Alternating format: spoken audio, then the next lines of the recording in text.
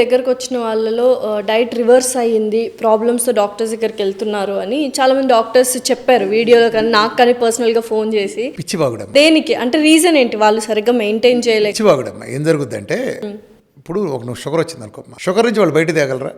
Sugar నుంచి ఎవడన్నా type 2 బయట తేగలరా? నేను 2 కోట్లు సవాల్ చేశాను. ప్రపంచంలో డయాబెటిక్ మందులు ఆపించిన వాళ్ళు ఉన్నారు అలోపతిలో? లేరు కదా. నేను మొదటి రోజు ముందు పెంట కుప్పలు పారమని చెప్పా. హెచ్బిఎన్సీ 15 ఉంది. వాడు తప్పు చేశాడు, అంటే ఎగబడి తింటాము, ఆత్రంగా తింటలాగా ఇన్సులిన్ రెసిస్టెన్స్ వచ్చింది.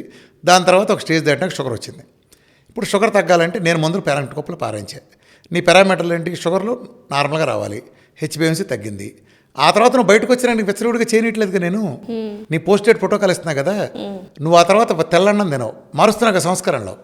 తెల్లన్నం వద్దు, బ్రౌన్ రైస్ తిను, ఒక పూట తిను, ఒక పూట కూరలు లాంటి అట్లా సేమిగా తిను, ఫ్రూట్స్లో 8 దినాలు తిను, మిల్క్ గ్యాప్ ఇవ్వంటున్నాను. నువ్వు ఇదివరకు ఇప్పుడు 5 లీటర్ల నీళ్ళు డైట్లో ఇస్తున్నాను. 5 తర్వాత నేను లైఫ్ స్టైల్లో రెగ్యులర్ 4 లీటర్ల నీళ్ళు ఇమ్మంటున్నాను. నీ D3 ఇదివరకు 5-10 ఉంది, ఇప్పుడు నేను ఫుల్గా పెంచి చూపించా. నీకు 4 నెలలు అలవాటు అయిపోతే ఏమవుతుంది? నీకు ఇవన్నీ నీతో ట్రైనింగ్ చేంజ్ చేసా కదా 3 నెలల్లో. నువ్వు 4 లీటర్ 5 లీటర్లు తాగిందని ఇప్పుడు 4 లీటర్లు ఈజీగా తాగుతావు కదా. నువ్వు మళ్ళీ రీఫండ్ అయ్యాలి, పెంట రీఫండ్ అయ్యాలి జోలికి వెళ్ళావు కదా.